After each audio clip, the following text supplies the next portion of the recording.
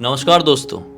अभी से ठीक 2 साल पहले यानी कि 2022 की एंडिंग के टाइम पे मुस्कान नाम की लड़की के साथ मुंबई के एक हॉस्पिटल में ऐसी भयंकर भूतिया घटना घट गई कि जिसकी कहानी आज आप सुनेंगे ना, तो सच बता रहा हूँ, आपको कोई छोटी मोटी परेशानी कभी क्रिएट हो गई तो हॉस्पिटल जाने से पहले 100-150 बार ज़रूर सोचेंगे। अकेले तो रात में कतई नहीं जाएंगे। आइए जिया की ज़ुबानी जानते पूरी कहानी फुल डिटेल में। ये जो घटना घटी थी ना 2 साल पहले मुस्कान के साथ, उस घटना को बेचारी आज तक नहीं भूल पाई है। वो बहुत कोशिश कर रही है कि मैं भूल जाऊं उस रात को। वो मेरी लाइफ की सबसे भयानक रात थी। मुझे वहाँ पर नहीं जाना चाहिए था, वहाँ पे काम नहीं करना चाहिए था, लेकिन फिर भी वो नहीं भूल पा रही है। सबसे पहले मैं बता देती हूँ कि मुस्कान रहने वाली कहाँ की है। मुस्कान जो है ना, बचपन से मुमरा में ही पैदा हुई थी और मुंबई के मुमरा नाम के इलाके में ही हमेशा से रहा करती थी। उसके दादा दादी, उसके मम्मी पापा, वो उसके भाई बहन सब वहीं पर रहा करते थे। लेकिन एक टाइम ऐसा आता है जब वो कॉलेज में पहुंचती है, जब वो नर्सिंग का कोर्स करने लगती है, उस टाइम पे उसके मम्मी पापा क्या बोलते हैं कि यहाँ से रह के तो होगा नहीं। उसका ना जो कॉलेज था वो घाटकोपर में था, तो रोज़ की ट्रैवलिंग वबलिंग नहीं हो पाएगा, सारी चीज़, जबकि दूर नहीं है मुमरा, मतलब मुमरा से दूर नहीं है घाटकोपर। फिर भी उसे घर वाले क्या बोलते हैं, उसके पापा बोलते हैं कि मुझे भी दादर जॉब करने रोज़ जाना पड़ता है, तो एक काम करते हैं, अपन घाटकोपर में ही कोई घर देख के ले लेते हैं। तो घाटकोपर से दादर इतना दूर नहीं पड़ता है, मुमरा से थोड़ा दूर पड़ता ही है, और स्लो फास्ट ट्रेन का भी बहुत लोचा है। तो ये बोलती है कि ठीक है पापा, मेरा कॉलेज भी घाटकोपर में ही है और आपका भी दादर में जॉब है, तो ठीक है कोई बात नहीं, अपन घाटकोपर में शिफ्ट हो जाएंगे। अपने दादा दादी से बात करते हैं। उनका ना जिस एरिया में वो लोग रहते थे ना, मुमरा के थोड़े आउटर इलाके में रहते थे, जहाँ पे चौल थी और उस चौल में वो लोग हमेशा से रहा करते थे।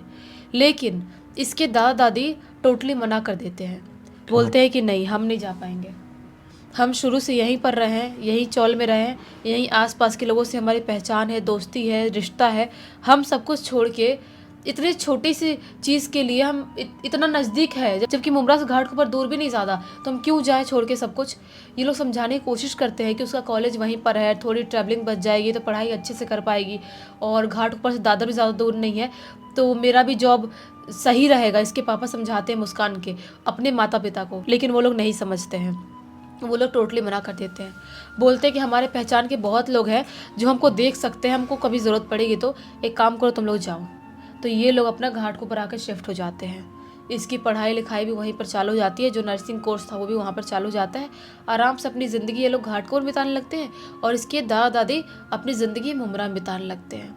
एक टाइम ऐसा आता है, इसकी नर्सिंग का कोर्स भी कंप्लीट हो गया था, थोड़ा बहुत प्रैक्टिस करना भी चालू कर दी थी इसने। एक टाइम ऐसा आता है कि अचानक से इसके दादाजी की मृत्यु हो जाती है। जब दादाजी की मृत्यु होती है, सब लोग भाग भाग के मुमरा जाते हैं। वहाँ पर उनका अंतिम संस्कार होता है, सारी चीज़ें होती है, रोना पीटना सब चालू होता है। अब अब क्या करें ये लोग। अब बच जाती है यहाँ पर दादी अकेली। ये लोग दादी को बहुत समझाने की कोशिश करते हैं कि चल लो आप हमारे साथ घाटकोपर में, हमने घर भी वहाँ पर अच्छा खासा ले लिए हैं और वहीं पर सेटल हो गए हैं, यहाँ पर चौल में बड़े हो गए हैं बच्चे, रहना नहीं हो पा रहा है, और वहाँ पे हमारा 2 BHK का फ्लैट है, तो वहाँ पे आराम से रहेंगे। लेकिन दादी अभी भी नहीं सुनती हैं, बोलती हैं कि मेरे पति यहाँ पर आखिरी सांस लिए थे, मैं भी अपनी आखिरी सांस यहीं पर लूँगी। होता है ना कि बहुत सारे ओल्ड लोग होते हैं ना जो नहीं समझते हैं चीज़ें। बहुत सारे उनको समझाने की कोशिश करो कि मान जाओ, चल लो, लेकिन वो अपनी चीज़ों में ही लगे रहते हैं। उनको ऐसा लगता है कि हम यहाँ पर पैदा हुए हैं, यहाँ पर काम किए हैं, यहाँ पे पले बड़े, तो हम यहीं रहेंगे, इस जगह को वो छोड़ नहीं सकते, भले हमारे बच्चों को क्यों ना कॉम्प्रोमाइज़ करना पड़े, लेकिन हम कॉम्प्रोमाइज़ नहीं करेंगे। और ये कई केसेस में गलत भी होता है, इनके केसेस में गलत होने वाला था, जिसके बारे में इन्होंने कभी इमेजिन तक नहीं किए थे। तो दादी जी को बहुत समझाते हैं। अंतिम संस्कार होने के बाद कुछ दिनों तक ये लोग यहीं से अप डाउन कर लेते हैं अपने काम का, इसके पापा सारी चीज़ें करते हैं, लेकिन वो नहीं सुनती हैं। जब वो नहीं सुनती हैं तब मुस्कान बोलती है फाइनली कि मम्मी पापा, मैं ना दादी के साथ यहीं रहती हूँ, क्योंकि दादी को इतने बुढ़ापे में, इतने ज़्यादा उम्र में तो नहीं छोड़ सकते। दादाजी के जाने का गम भी है, और यहाँ पर अकेले बेचारी कैसे रहेंगी, कैसे सरवाइव करेंगी, बहुत मुश्किल होता है। तो मैं दादी जी के साथ यहीं पर रहूँगी। भाई लोगों की पढ़ाई लिखाई चालू है, बहन की पढ़ाई लिखाई चालू है, तो वो वहाँ पर घाटकोपर में कर रहे हैं तो उनको करने दो, और आपका भी जॉब का नज़दीक है, अपना बड़ा घर है, तो आप लोग काम करो, वहीं पर रहो घाटकोपर के अपने उसी घर में। मैं दादी जी के पास यहाँ पर रहती हूँ। तो इसके पापा बोलते हैं, लेकिन मुस्कान तेरा प्रैक्टिस का, तेरा नर्स वाले काम का क्या होगा फिर? ऐसे तो छोड़ भी नहीं सकती, सही नहीं रहेगा। ज़्यादा गैप ले ली, पता नहीं कब तक दादी जी ठीक होंगी, कब तक मानेंगे नहीं मानेंगे, तो हमेशा यहाँ पे रहना पड़ा। तो अपना पढ़ाई लिखाई किया सब कुछ बर्बाद तो नहीं कर सकती ना। ये बोलती है, नहीं नहीं मम्मी पापा, मैं बर्बाद नहीं करूँगी, यहाँ पर कोई ना कोई हॉस्पिटल ढूंढ लूँगी, वहाँ पर अपना प्रैक्टिस चालू कर दूँगी, आप लोग ज़्यादा चिंता मत करो। तो मम्मी पापा अपना घाटकोपर में रहना स्टार्ट कर देते हैं, भाई बहन भी वहीं पर रह रहे हैं। अब ये दादी जी के साथ यहाँ पर चौल वाले उस घर में मुमरा में रह रही है। रहते रहते 2-3 दिन तो बीत जाते हैं। सोची थी 2-3 दिन आराम करती हूँ, दादी जी को कंपनी देती हूँ, दादी जी थोड़े नॉर्मल होंगे तब मैं अपना काम स्टार्ट करूँगी और पता लगाऊंगी कि मैं कहाँ पे प्रैक्टिस कर सकती हूँ, कहाँ पे ज्वाइनिंग कर सकती हूँ। ऐसे ही ये 2-3 दिन अपने घर पे रहती है, और एक दिन ना अपने ऐसे ही चौल वाले एरिया में घूम रही थी, उसे ना उसकी एक पुरानी दोस्त मिलती है, जिसके साथ उसकी बचपन से बहुत ज़्यादा दोस्ती थी। वो मिलती है, उसका नाम आकृति था। आकृति मिलती है इसको और बोलती है, क्या करिए मुस्कान, आजकल तो काम वाम कर रही है कि नहीं जॉब अब? मुस्कान बोलती है कि नहीं यार, अभी तो नहीं कर रही हूँ, दादी जी की वजह से यहाँ पर हूँ, तुझे तो सब पता ही है। आकृति बोलती है, मैं तो जॉब कर रही हूँ, मैं तो अंधेरी में मेरा जॉब है, मैं अप डाउन करती हूँ। तो बोल रही है, अंधेरी में अप डाउन करती तो रोज़? तो बोल रही आकृति, हाँ यार, अपन मुंबई वाले तो ऐसे ही करते हैं, अपने को आदत हो जाती है रोज़ रोज़ आने जाने की। तो बोलती है मुस्कान कि नहीं नहीं यार, मैं तो अभी नहीं कर रही हूँ, क्योंकि अभी यहाँ पर कोई हॉस्पिटल ढूंढूंगी, वहाँ पर बात करूँगी, अपनी चीज़ें ले जाऊँगी, अपना डिग्री दिखाऊंगी, तब तो काम मिलेगा ना। वैसे भी नर्स का काम इतनी आसानी से कोई भी हॉस्पिटल में थोड़ी मिल जाएगा। तो आकृति बोलती है, यार तू उस हॉस्पिटल में ट्राई कर सकती हो, पुराना हॉस्पिटल है और वहाँ पे तुझे पैसा भी अच्छा दे सकते हैं। मुस्कान बोलती है, कौन से हॉस्पिटल में? तो आकृति बोलती है कि याद कर तू, अपन यहाँ से जाते थे, एक रोड के बाद एक पतली सी गली पड़ती थी एकदम आउटर इलाके में, जहाँ पर हम अपन कभी कभी जाते थे, पहाड़ी इलाका है, कभी कभी जाते थे अपन घूमने घामने के लिए, बचपन में ऐसे खेलने के लिए। वहाँ पर एक बहुत ही पुरानी सी बिल्डिंग है, लगभग 3rd या 4th फ्लोर की होगी, और उसी बिल्डिंग में एक नीचे ग्राउंड फ्लोर पे हॉस्पिटल था। पुराने टाइम से ही हॉस्पिटल, बहुत पुराना हॉस्पिटल, याद कर तू। बोलती है मुस्कान कि हाँ यार, मुझे याद तो आ रहा है। हाँ, तो उस हॉस्पिटल में कैसे मिल सकता है? तो आकृति बोलती, तो बात तो कर, बड़े हॉस्पिटल में अचानक नहीं देंगे, लेकिन छोटे मोटे और पुराने हॉस्पिटल में दे सकते हैं ना। तो बोलती है मुस्कान कि हाँ यार, मैं जाती हूँ, बात करती हूँ। तो आकृति बोलती है, शायद वो ना शाम के इवनिंग के टाइम पे ही ओपन रहता है, वो दिन में नहीं ओपन रहता है, इवनिंग से लेके रात भर चालू रहता है, वैसा वाला हॉस्पिटल है वो। तो बोलती है मुस्कान के ठीक है, मैं आज शाम को ही, जब ओपन होता है 7-8 बजे, उस टाइम पे वहाँ पर पहुँचती हूँ और वहाँ पे बात करती हूँ। तो ऐसा ही होता है। मुस्कान अपनी दादी से बात करती है, और दादी से बात करके अपनी ऐसे ही एक स्कूटी थी पुरानी इसकी, हमेशा से चौल वाले एरिया में रहती थी, उस स्कूटी लेके उस इलाके में, आउटर इलाके में पहुंच जाती है उस हॉस्पिटल में जाने के लिए।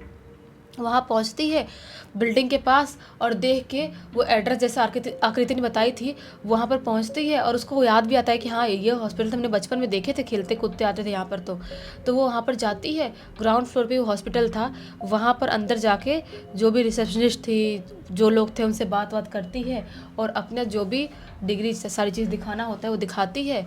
और वहाँ पे डॉक्टर भी था, जो डॉक्टर ना एकदम बुढ़ा डॉक्टर था, एकदम बुढ़ा, उसकी उम्र लगभग 80-82 साल करीब होगी, इतना बुढ़ा डॉक्टर था। वो कैसे अपने हॉस्पिटल चला रहा था समझ में नहीं आ रहा था इसको। वो अपना हॉस्पिटल चला रहा था, वहाँ पे इकलौता वही डॉक्टर था।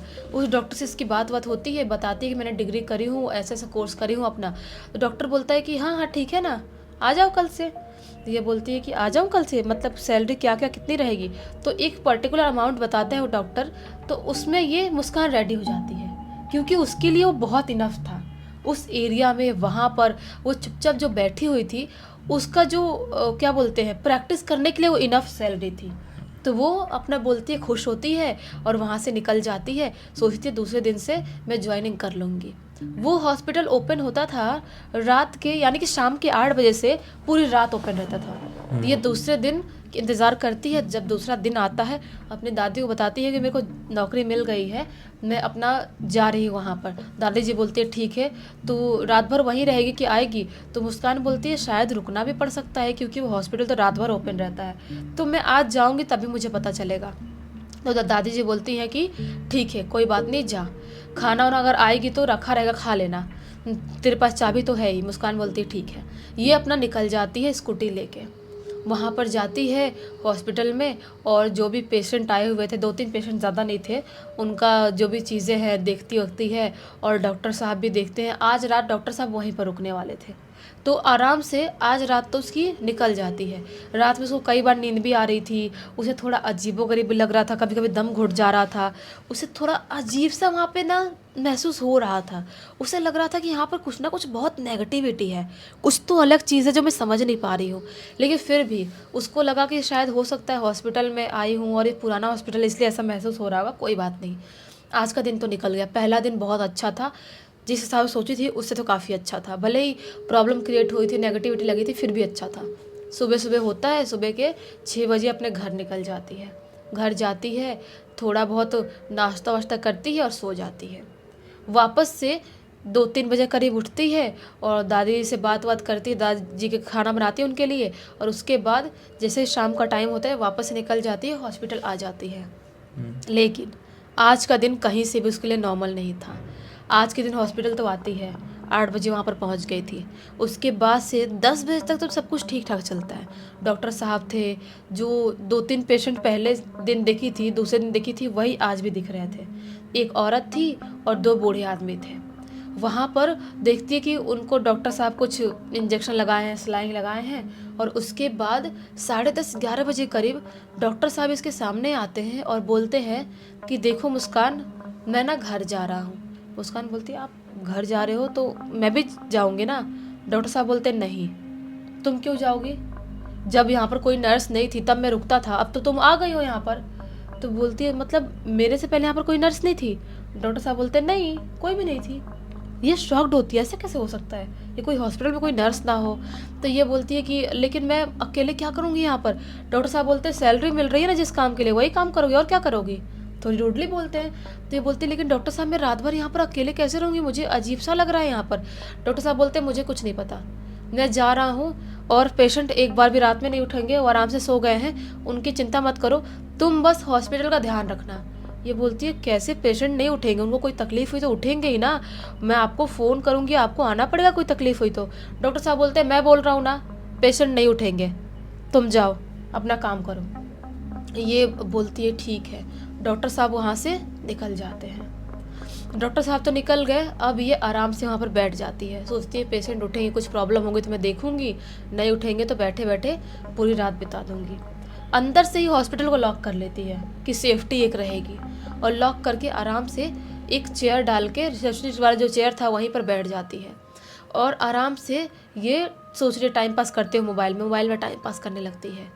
तभी अचानक से इसको महसूस होता है कि जिस रूम में पेशेंट है, जो तीनों पेशेंट है, उस रूम से कुछ खटर पटर की आवाज़ आ रही है, कुछ तो खटर पटर की अजीब सी आवाज़ आ रही है। वो उठती है अपने चेयर से और पेशेंट के रूम की तरफ जाती है। पेशेंट के रूम की तरफ जाती है चलते चलते, और वहाँ पे जाती तो क्या पाती है कि वहाँ पर तो कोई भी नहीं है। वापस से अपने चेयर पे आके बैठ जाती है। वापस से उसे किचन वाले एरिया से कुछ चम्मच या ग्लास गिरने की आवाज़ आती है। जो किचन वाला छोटा सा एरिया था उस एरिया से वापस से भागते हुए जाती है। भागते हुए जाती है तो क्या पाती है कि कुछ भी नहीं गिरा है। ये 2 चीज़ उसके लिए हुई थी, अभी तक वो नॉर्मल समझ रही थी। वापस जाकर चेयर पे बैठ जाती है। वापस फ़ोन ऐसे ऑन करके टाइम पास करने ही वाली होती है कि पेशेंट वाले कमरे से किसी के हंसने की आवाज़ आती है। ये अपना फ़ोन साइड में रखती है, वैसे पॉश होती है, पॉश होके बस ऐसे देखने लगती है, कान खुले कर लिए है। वापस से किसी के ज़ोर से हंसने की आवाज़ आती है। ये सोचती है कि डॉक्टर साहब तो बोल रहे थे पेशेंट सब सो गए, उठेंगे नहीं, तो कौन ज़ोर ज़ोर से हंस रहा है, और वो भी इतनी क्रेपी आवाज़ में। वो उठ के वहाँ से जाती है अपने चेयर से पेशेंट वाले कमरे में, और वहाँ पे जाके देखती है, अच्छे से नोटिस करती है तो तीनों के तीनों पेशेंट ऐसे सोए हुए हैं जैसे कि वो मर गए हैं। इतनी गहरी नींद में सोए हुए हैं। वो समझ नहीं पाती है कि वो उठाने की कोशिश भी करती है औरत को। हेलो मैडम, कुछ प्रॉब्लम है क्या? आप हंस रही थी, उठना मैडम। पेशेंट ऐसे पड़ी हुई है, ऐसा पड़ी हुई है, कुछ भी मूव उसकी बॉडी में नहीं हो रहा है। कितना भी हिला रही है, उठाने की कोशिश कर रही है, औरत उठ ही नहीं रही है। अब इसको होता है डाउट, इसको लगता है कि कहीं डॉक्टर ने इनको बेहोशी का इंजेक्शन तो नहीं दिया है, कोई इंसान ऐसे कैसे सो सकता है, जब मैं इतना चिल्ला रही हूँ, उठाने की कोशिश कर रही हूँ, फिर भी नहीं उठ रहे हैं। ये तो कहीं से भी पॉसिबल नहीं है।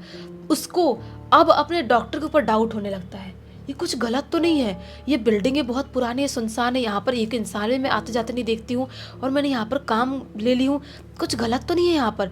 अब उसके माइंड में बहुत सारे थॉट्स आने लगते हैं। जब इंसान डरता है तो ऐसे थॉट्स आते ही हैं। ये सोच रही है, सोचते सोचते अब अपने जाके वापस से बैठ जाती है चेयर पे। जैसी अपने चेयर पे जाके बैठती है, उसको आवाज़ आती है उसके पेशेंट वाले कमरे से वापस से कि कोई बहुत ज़ोर ज़ोर से भाग रहा है, हंस रहा है, रो रहा है, बहुत ज़ोर ज़ोर से स्पीड में भाग रहा है। बहुत लोगों की भागने की, चिल्लाने की, चीखने की आवाज़ आने लगती है, जैसा कि उस हॉस्पिटल में भगदड़ी मच गई है और बहुत लोग चीख रहे, चिल्ला रहे, ऐसी आवाज़ आने लगती है। अब ये उठती है और उठ के सोचती है कि मुझे इस हॉस्पिटल से भाग जाना चाहिए। कुछ तो यहाँ पे अलग लोचा है, कुछ तो अलग दुनिया का लोचा है जो मैं समझना नहीं चाह रही हूँ, फिर भी मुझे समझ में आ रहा है। ये अपना जो गेट लॉक करी थी, मेन गेट, वो खोलने की कोशिश करने लगती है, लेकिन मेन गेट खुल नहीं रहा था। जैसा कि हर हॉरर केसेस में होता है कि जब लॉक होता है दरवाज़ा तो दरवाज़ा खुलता नहीं है, वैसा यहाँ पर भी आज भी हो रहा था। बहुत कोशिश कर रही है खोलने की, खुल नहीं रहा है, पीट रहे दरवाज़ा, बाहर से बुलाने की कोशिश कर, मेरी मदद करो, लेकिन कोई भी इंसान उसकी मदद करने नहीं आ रहा है। अभी ये सारी चीज़ें कर ही रही होती है, तभी अचानक से उसके पीछे से आवाज़ आती है, ए लड़की, तुझे क्या लगता है तू बच जाएगी? जैसा मैं नहीं बची थी वैसा तू भी नहीं बचेगी। और बहुत ज़ोर से ठहाका लगा, कोई हंसा। वैसे वो पीछे मुड़ के देखती है, और जैसे पीछे मुड़ के देखती है, एक लड़की उसे दिखाई देती है नर्स के कपड़ों में। नर्स के कपड़े में एक लड़की दिखाई देती है जो इसे देख के ज़ोर ज़ोर से हंस रही है। उसके पूरे मुंह से खून निकल रहा है। उसके यहाँ पर कुछ रस्सी टाइप बंधा हुआ है, जैसा कि खुद को कोई खुश करता है कैसा बंधा रहता है, वैसा बंधा हुआ है। उसका मुंह ऐसा टेढ़ा हुआ है और अजीब सा इसको देख के ज़ोर ज़ोर से हंस रही है और चिल्लाते हुए बोल रही है, जैसे मुझे किसी ने नहीं बचाया था वैसे तुझे भी कोई नहीं बचा पाएगा, तू भी मरेगी, जैसा मैं मरी थी वैसा तू भी मरेगी। ज़ोर से चिल्लाते हुए बोल रही है। ये बहुत ज़ोर से चीखती है और वहाँ से भागने के लिए बहुत कोशिश करती है। वहाँ से वो भाग नहीं पा रही थी, कैसे कैसे करते करते दरवाज़ा में ज़ोर ज़ोर से ठोकती है और अंदर ही अंदर प्रे करने लगती है। ठोकती है, प्रे करती है, अचानक दरवाज़ा खुलता है। और जैसे दरवाज़ा खुलता है, वो अपना चाबी तो हाथ में ली हुई थी स्कूटी की, अपनी स्कूटी स्टार्ट करती है और वहाँ से भागना स्टार्ट कर देती है। सोचती है बाहर में जाए पेशेंट, बाहर में जाए सब लोग, बाहर में जाए हॉस्पिटल, कल जो भी होगा मैं देख लूँगी, मुझे कैसे भी घर पे पहुँचना है। स्कूटी से निकल तो गई थी, इधर भूत से बच तो गई थी, लेकिन एक अलग सा और भी डर लग रहा था। इतनी रात में, आधी रात में सुनसान रोड पे मैं अकेले स्कूटी चलाते हुए जा रही हूँ। कोई इंसानी दरिंदा मिल गया तो उससे कैसे बचूंगी? शैतानी दरिंदों से बच गई मैं। कैसे कैसे धक धक धक धक होते होते वो अपने आप को बचाते बचाते बहुत स्पीड में चला रही थी। सोच रही कुछ भी हो जाए मैं कहीं पे स्कूटी नहीं रोकूंगी। स्पीड में चलाते चलाते अपने घर पहुंचती है, अपने घर का दरवाज़ा खोलती है। इतनी बड़बड़ाई हुई थी कि दादी जी की आँख खुल जाती है। दादी उठती है और बोलती है कि क्या हुआ बेटा मुस्कान, क्या हुआ, तू ऐसे क्यों घबराई हुई आई, रो क्यों रही है, क्या हो गया? अपनी दादी को हर एक बात बता देती है। दादी बोलती क्या बात कर रही है तू, कौन से हॉस्पिटल में काम करती है तू? ये बोलती दादी वही वाला जो पहाड़ी इलाके की तरफ कॉर्नर वाला हॉस्पिटल है, जो पुरानी वाली बिल्डिंग है 3rd फ्लोर वाली, जो एकदम पुरानी जर्जर हालत में बिल्डिंग, उसी बिल्डिंग में नीचे ग्राउंड फ्लोर पे हॉस्पिटल है। दादी बोलती है तुझे क्या लगता है वहाँ पर कोई हॉस्पिटल भी अभी चालू होगा, वो बिल्डिंग में कोई रहता भी होगा? ये बोलती दादी चालू था तभी तो मैंने ज्वाइनिंग करी थी। तो ये बोलते दादी नहीं कुछ तो गड़बड़ है, तो ये काम कर, चुपचाप आजा घर पे, सोने की कोशिश कर, तू कुछ अलग चीज़ है मुझे लग रहा है, शायद वो बिल्डिंग में कोई हॉस्पिटल नहीं होगा खुला, मुझे लग रहा है। ये बोलती नहीं दादी ऐसा हो ही नहीं सकता, मैं 2 दिन से काम कर रही थी वहाँ पे। दादी बोलती है बेटा तू शांत रहे, सोने की कोशिश कर। सोने क्या कोशिश करेगी, पूरी रात बैठे बैठे बिता देती, दादी भी इसके साथ बैठे बैठे बिताती है। और जब सुबह का टाइम होता है ये लोग आसपास के चौल वाले लोगों से बात करते हैं और बात करने के बाद पता चलता है कि वो जो बिल्डिंग है वो बिल्डिंग में ना ही कोई इंसान रहता है और ना ही कोई हॉस्पिटल है। चलता था आज से 7-8 साल पहले उस बिल्डिंग में थोड़े बहुत लोग रहते भी थे, एक पुराना सा हॉस्पिटल भी था, एक बूढ़ा सा डॉक्टर भी था, लेकिन अभी वहाँ पर कुछ भी नहीं है। ये आकृति से मिलती है, आकृति से बात करती है। आकृति बोलती है हमने भी तो बचपन में देखे थे ना, बहुत साल पहले देखे थे, मुझे क्या पता कि अभी नहीं चल रहा होगा, मुझे नहीं पता, सही में नहीं पता। आकृति से बात करती है, बोलती है। और लोग बताते हैं कि एक बार की बात है, शायद आज से 7-8 साल पहले ही उस हॉस्पिटल में एक नर्स ने खुद को खुश किया था। ज़्यादा उसकी खबर तो बाहर नहीं आई थी, लेकिन ऐसा सुनने को मिला था खुद को खुश करी थी कोई तो रीज़न की वजह से। तब से वो हॉस्पिटल बंद हो गया और धीरे धीरे करते करते लोगों ने पूरी बिल्डिंग भी खाली कर दी है। उसके बाद से शायद वहाँ पर कोई भी हॉस्पिटल, कोई भी लोग नहीं रहते हैं। तो कैसे वहाँ पर काम कर रही थी? चौल वाले लोग ऐसे बात करते हैं, इससे मुस्कान की मतलब हालत ख़राब, पूरी तरह से हालत ख़राब। ये दादी को क्लियरली अपना ऑर्डर सुना देती है, बोलती दादी आप चल रहे हो घाट पर तो चलो रहने के लिए, अगर नहीं चल रहे हो आप रहो, सड़ो अकेले यहाँ पर, मुझे नहीं पता। अभी तक मैं आपका ख्याल देख रही थी, आपसे प्यार था इसलिए सोच रही थी आपके बारे में, आपको रहना है यहाँ पर तो आप रहो, मैं जा रही हूँ अपने घर पे, मम्मी पापा के पास, मैं वहीं पर काम करूँ, वहीं पर रहूँगी। दादी भी अब ऐसी हालत देखती, इसका गुस्सा देखती है तो मजबूरी में घाट पर जाने के लिए रेडी हो जाती है। इतना कुछ होने के बाद रेडी हो जाती है और वापस ये लोग घाट पर शिफ्ट हो जाते हैं। आज 2 साल हो गए, मुस्कान अपना एक हॉस्पिटल में काम भी कर रही है घाट को पर के, और उसकी ज़िंदगी अभी ठीक चल रही है, लेकिन फिर भी उस रात को वो अभी भी भूल नहीं पाई है। बापरे, बड़ी भयंकर घटना थी ये। मतलब कैसे कैसे उसने उस रात का सामना की होगी, मैं तो यही सोच सोच के ख्यालों में खो गया था। मैं सिर्फ इमेजिन कर रहा था कि बहुत हिम्मत वाली लड़की रही होगी। खैर, इस घटना की जानकारी किसके थ्रू प्राप्त हुई? इस घटना की पूरी जानकारी जो मुस्कान की दोस्त आकृति है उसने लिख के भेजा। चलो अच्छा ही हुआ आकृति ने ये कहानी हमें लिख कर भेजी, जिससे एक लोग बहुत अच्छी सीख और एक अलग लेवल का मनोरंजन मिला। इसी बात पे अब तक इस वीडियो को देख लिए हैं तो लाइक ज़रूर कर देना, चैनल को सब्सक्राइब करके बेल आइकन दबा के ऑल के ऑप्शन में क्लिक करना, क्योंकि इसी तरह के हैरान कर देने वाले खौफनाक वीडियोस डेली आप लोग के सामने लेके आते रहते हैं। इंस्टाग्राम की लिंक इस वीडियो के डिस्क्रिप्शन बॉक्स में मिल जाएगी, क्लिक करके डायरेक्टली वहाँ पर पहुँच जाना। और इसी तरह की कोई भी कहानी, टॉपिक या जानकारी आप लोग के पास भी है तो लिख भेजना, हो सकता है हमारा अगला वीडियो कल आपके हिसाब से ही बन रहा हो। तो चलिए कल फिर से मिलते हैं, तब तक के लिए बहुत बहुत धन्यवाद। आपका दिन शुभ हो।